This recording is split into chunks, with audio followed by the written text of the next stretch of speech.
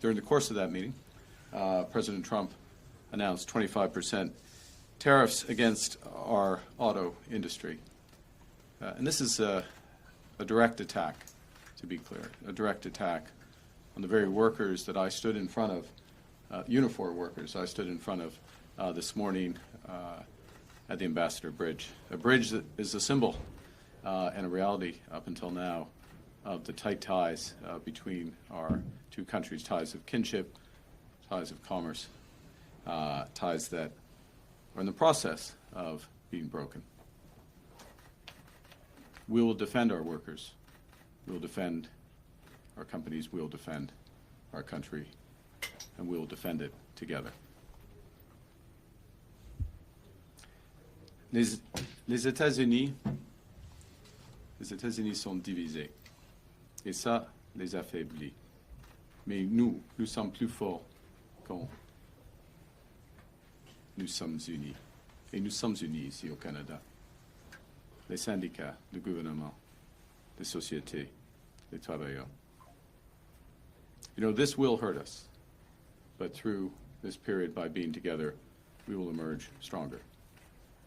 I think what's happened, and this was part of our discussion, over the course of the last several months, Canadian workers, Canadians as a whole across this country, have gotten over the shock of the betrayal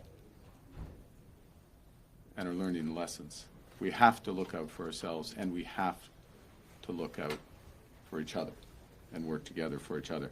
And I just want to say a few words before taking some questions about what my government has done to turn that sentiment into reality. We made a commitment a few weeks ago to use every dollar that we collect from retaliatory tariffs to support workers, to directly go to support workers. And last week, we made a series of changes to the EI system in order to take the first big step to make good on that promise. There'll be more. We've announced, of course, retaliatory tariffs. We have other options for those retaliatory tariffs. I have asked for a meeting, I will convene, rather, a meeting of the Canada-U.S. Cabinet tomorrow to discuss our trade options. But we're also providing the option of major liquidity for our companies. We put in place an ability for companies to delay tax payments. We've put in place a large facility for our largest companies, some of them which may be affected by this, would be affected by this, to draw on liquidity in various forms so that they can take longer-term decisions without undue pressure from short-term unjustified actions. It's also why we focused, in part in anticipation of what might happen, on today's announcement that I made in front of that Ambassador Bridge for the $2 billion Strategic Response Fund. And the point of that fund, the point of government procurement, the point of linking up through supply chains, the point of working with labor, led by Unifor, is to build a made-in-Canada supply chain, a made-in-Canada option, so that we are less affected by these. Now, that will take time, but we are already putting in place the building blocks for that. To be clear, we are standing together, standing for Canadian workers across levels of government, and I would add that Premier Ford and I have discussed this already at length, and we will have more discussions in terms of our overall approach. But together, we are stronger. Nous sommes unis, et nous sommes Canada fort. And with that, I think we have time for two questions before I go to my next event.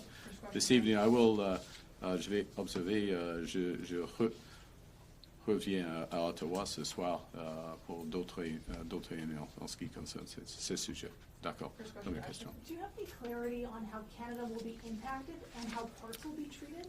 And how will you respond? Will you retaliate? Yeah, this is a crucial question. I'll give a short answer. We do not yet have the executive order. And so there are different variants of the 25% announcement that was made today. One would be that it is only on the, this is still significant to be absolutely clear, but on the part component of a car. Another would be that it's on the entire vehicle. We await the executive order for that clarity.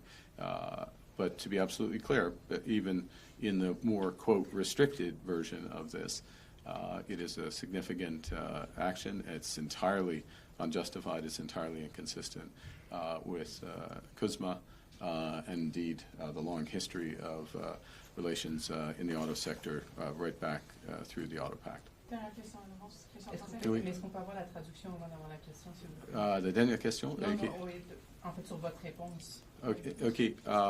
Oui, juste traduire. Puis En ce qui concerne les détails, ils sont des grands détails. C'est de grandes questions. C'est le tarif, le nouveau tarif américain, c'est 25% sur l'automobile en total ou les pièces, les components. Même dans la situation, même dans la deuxième situation, c'est sérieux pour notre industrie. Et on verra, on attend l'ordre exécutif du président. Mais n'importe quel choix, c'est une violation. Il a trahi notre code commercial. Okay. C'est le président. ma question, c'est est-ce que vous allez avoir une réponse immédiate? Quelle sera-t-elle? Okay. Et est-ce qu'il est temps de parler à M. Trump? Oui. Pour la deuxième partie, oui. Vous allez l'appeler? Oui. Quand? On verra. Tôt. Demain? Demain? OK, tôt. Ça suffit. Hein. Mais en ce qui concerne les options, nous avons des options, même pendant une période électorale, nous avons des options d'avoir des reprises tarifaires. Alors, on va prendre des décisions après avoir la réunion du cabinet canado-américain.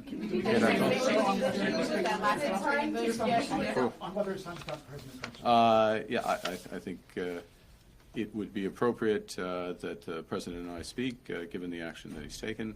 I'm sure that will happen soon. I'm not going to give you a precise timing on that. In terms of options, which was the second part of Ms. Martin's question, even during a caretaker period of government, we have anticipated this possibility.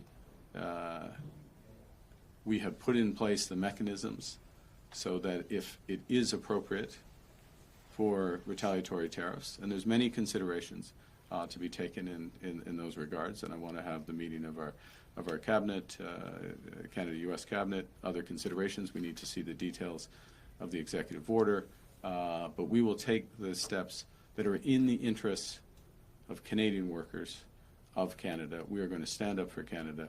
We're going to be united, and we will fight in a unified way. And I would say, if I may, and I will, Lana and Ms. Payne can speak for herself, obviously, the discussions that we've had, the discussions I've had with Premier Ford, we're entirely aligned in terms of the seriousness with which we're taking this and the seriousness of our response. Thank you very much.